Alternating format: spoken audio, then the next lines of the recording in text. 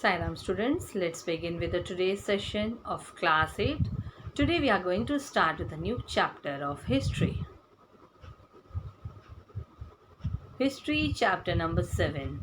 Chapter's name is Civilizing the Native and Educating the Nation. Now children, in this chapter you will be understanding about the different policies that was adopted by the Britishers to educate the Indians, that is our nation. Okay, so they want to civilize our natives, that means our country, as well as they want to educate the nation. Today we are doing the part 1 of this chapter. Children, before starting with the topics, let's go through the content of this chapter. Here we have introduction first. Then the main topics have been given to you here in the content.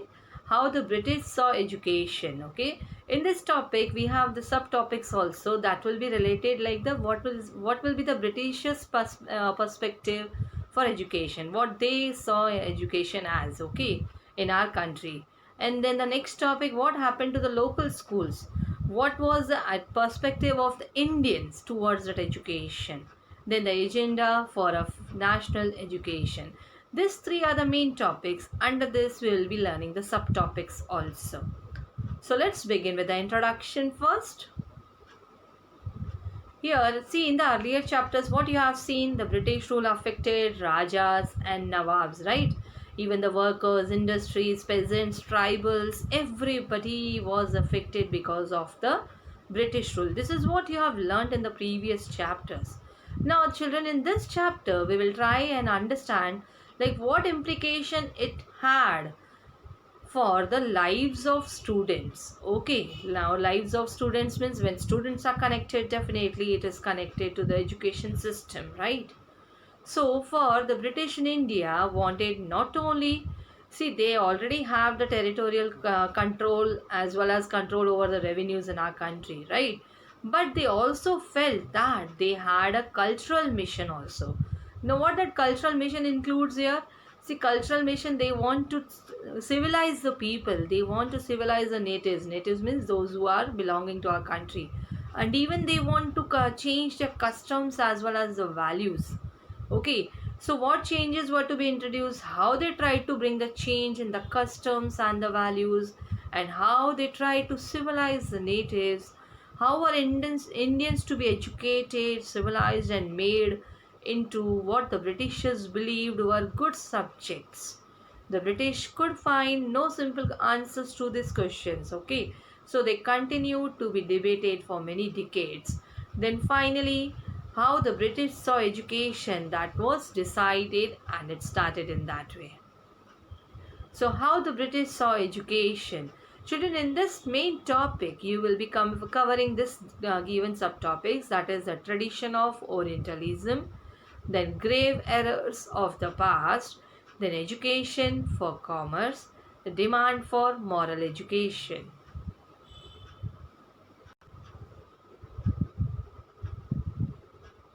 Now, how the British saw education.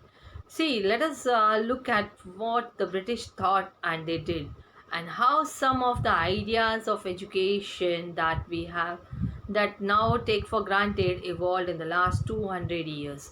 So, in the process of this inquiry, we will also see how Indians reacted to British ideas. See, we'll be learning about the impact of Britishers first, then what is the impact of that policies, that education policies that Britishers implemented, what is the impact on Indians, okay, and how they developed their own views about how Indians were to be educated. So first we will learn about the policies that the way that they wanted the education for the Indians, for the natives, and then after that in the next topic we'll be seeing what was the impact on the Indians of that education. Now let's begin with the first topic here, the tradition of Orientalism. Before starting with the main topic, Orientalism, children, what is Orientalism? Actually, it's a scholarship, learning or studying in the Asian subjects or languages. You can say like the study of the history, languages and cultures of the East. That is included in Orientalism. Now in the year 1783, a person named William Jones arrived in Calcutta. Then he had an appointment as a junior judge at the Supreme Court that the company had set up. Okay, so here the image of the William Jones have been given to you. He had an appointment as a junior judge at the Supreme Court that the company had set up. So in addition to being an expert in law, so this William Jones, he was not only expert in law, but also Jones was a linguist. Now, what is the meaning of linguist? Linguist means someone who knows and studies several languages. So it means William Jones, he was an expert in law also, but then apart from that, he was a linguist. It means he was having the knowledge of many languages. He had studied Greek and Latin at Oxford. Even he knew French and English and had picked up Arabic from a friend and had also learned Persian. Children, this image has been shared with you, that you can see in the slide, that is there in your textbook, William Jones learning Persian. So it means if I'll ask you how many languages William Jones was knowing, you can say it's Greek, Latin, English, French, Arabic, as well as Persian, right? So that is the reason he was called as, he was a linguist, because he was having the knowledge of many languages. So even William Jones at Calcutta he began spending many hours a day with pandits. Why he was spending many hours with pandits who taught him the subtleties of Sanskrit language, grammar and poetry. So apart from the languages that he was knowing, one more language was added to that, that was the Sanskrit language. Soon he was studying ancient Indian texts on law, philosophy, religion, politics, morality, arithmetic, medicine, and other sciences. So this is what he was interested in studying about the ancient Indian text also, that were based on the law, philosophy, religion, politics, and many more sciences. Okay, so this was the interest of the William Jones. Okay.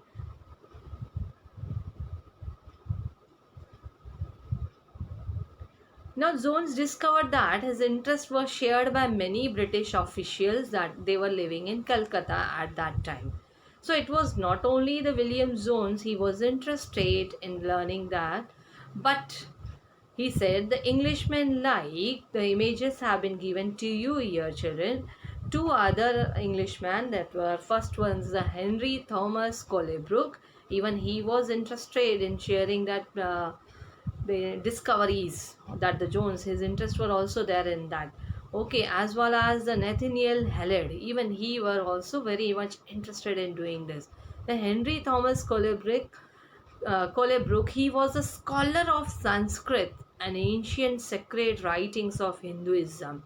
So these two were also interested in, these two were in they were also interested in sharing that many discoveries that the Jones discovered. Okay, so what was that actually? They both were also busy discovering the ancient Indian heritage. Now what they were interested in that for? See, they were busy in discovering the ancient Indian heritage. For what? Mastering Indian languages. They wanted to know more about the Indian languages, more about the ancient Indian heritage, and even translating Sanskrit and Persian works into English. So William Jones, he was interested in learning Sanskrit. Okay, this is what you have seen. Even not only Sanskrit, apart from that, many more things. But along with them, these two other Englishmen, that is the Henry Thomas Colebrook and the Nathaniel Hallett, these two were also interested in, they were also busy in discovering about the ancient Indian heritage, about mastering Indian languages, and even translating Sanskrit and Persian works into English. Then what was done exactly? Together with them, Jones set up the Asiatic Society of Bengal. Here the image has been given to you of that Asiatic Society of Bengal, and started a journal. The journal was called as Asiatic Researches. So this was the contribution that three of them have done together. What? They started up with the Asiatic Society of Bengal, as well as they started a journal called the Asiatic Researches. Then after that, Jones and the Colebrook, they came to represent a particular attitude towards India. They shared a deep respect for ancient cultures, both of India and the West. So Indian civilization, they felt, had attained its glory in the ancient past. Okay, this is what they were with the attitude. Like Indian civilization had already attained its glory in the ancient past, but had subsequently declined. But in the present times, when this British period was there, at that time that has declined. So, in order to understand India, it was necessary to discover the sacred and the legal text that were produced in the ancient period. So they want to come out with that. They were discovering about that Indian civilization which had attained the glory in the ancient past. Okay, so that is the reason they want to discover the sacred and the legal text that were produced in the ancient period. For only those texts could reveal why they were behind that, because they were believing that that text could believe the real ideas as well as the laws of the Hindus and the Muslims. They were eager to know about the ideas behind that as well as the laws of the Hindus and the Muslims, and only a new study of these texts could form the basis of the future development of India. That was the reason Jones and the Colebrook, they wanted to represent a particular attitude towards India, and they want to reveal from they want to reveal the real ideas as well as the laws of the Hindus and Muslims, and so that the future development in India can be achieved. That was their purpose.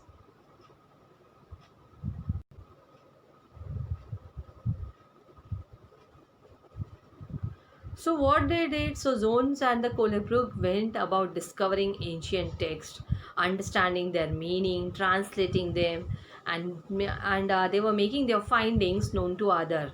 They were not keeping that knowledge only to themselves, but they want others also to know about this. So this project, they believe, would not only help the British to learn about the Indian culture, but it will also it would also help Indians to recover, to rediscover their own heritage. Again, they want to focus not only that the Britishers are learning the Indian culture, but they also want to help Indians to rediscover their own heritage and understand the lost glories of the past. So, in this process, what was happening? The British, they would become the guardians of Indian culture as well as its master. See, in this way, they were trying to play the double game. They were trying to find out about the Indian culture so that the Britishers were also knowing about it, as well as they were trying to gain the confidence of the Indians also in this. So they want to be the guardians of Indian culture as well as its master. They want to rule them also, and they want to be in the good books in front of the Indians also. So influenced by such ideas, many company officials, they argued that the British ought to promote Indian rather than the Western learning. What they were feeling, they felt that the institutions, what they felt that the institutions should be set up to encourage the study of ancient Indian texts and teach Sanskrit and Persian literature and poetry. Okay, but then the officials also thought that the Hindus and Muslims ought to be taught what they were already familiar with and what they valued and treasured. So, not subjects that were alien to them. So, they should be taught the subjects that are Hindus and Muslims should be taught the subjects that were already known to them. This is what was known. So, only then they believed could the British hope to win a place in the hearts of the natives. Natives means the Indians, okay? And then, only then they could, the alien rulers, that means the Britishers, okay, expect to be respected by their subjects. So this alien rulers means the Britishers, they wanted the respect from their subjects. Their subjects means the Indians. Okay, that is the reason they want to gain their confidence, and they want that Indian culture, Indian text, Indian teaching should also be included everywhere. So what they did with this object in view, They set up, the madrasa was set up in Calcutta in 1781 to promote the study of Arabic, Persian, and Islamic law. See, here the images have been given to you in the slide. The first image is of the madrasa that was set up in Calcutta in the year 1781 to promote the study of Arabic, Persian, and Islamic law. And the Hindu college was established in Banaras in the year 1791 to encourage the study of ancient Sanskrit text that would be useful for the administration of the country. Now, children, here the monument has been given in your textbook. Monument to Warren Hastings by Richard Westmacott in 1830. That's now in Victoria Memorial in Calcutta. This you can see there now also. See, this image represents how Orientalists they thought of British power in India.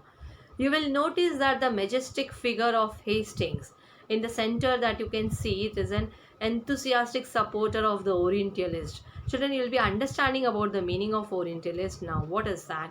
It's placed between the standing figure of a standing figure means in the middle. It's a figure of the Warren Hastings. Then what does it say? Shows here it is placed between the standing figure of a Pandit on one side and a seated Munshi on the other side. So the Hastings and the other Orientalists they needed Indian scholars to teach them the vernacular languages. Now what is the meaning of vernacular? We will see that. Tell them about the local customs and laws and also help them translate and interpret ancient texts.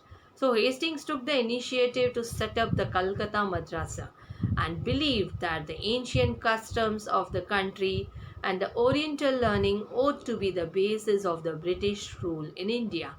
Okay, now let's understand the meanings of these words Orientalist, Munshi, and vernacular. Now, what is the meaning of Orientalist? Those with a scholarly knowledge of the language and culture of Asia. You have learnt about the Orientalism, right? That is, Orientalist has been taken from that only, Orientalism. Okay. And what is that Munshi? A person who can read, write, and teach Persian. And what is the meaning of vernacular here? A term generally used to refer to a local language or dialect as distinct from what is seen as the standard language. But in colonial countries like India, the British used the term to mark the difference between the local languages of everyday use and English. So children, for you in easy terms, it is for you to understand this term has been used to mark the difference between the local languages of everyday use and the English, that is the language of the imperial masters. Okay. But then what happened? Not all the officials shared these views. Which views? That William Jones and Henry Thomas Colebrook they were sharing. Okay, everybody was not sharing the same view. Many were very strong in their criticism of the Orientalists. There were many people from the Britishers officials only, those who were against this Orientalism, those who are against this Orientalist. Okay.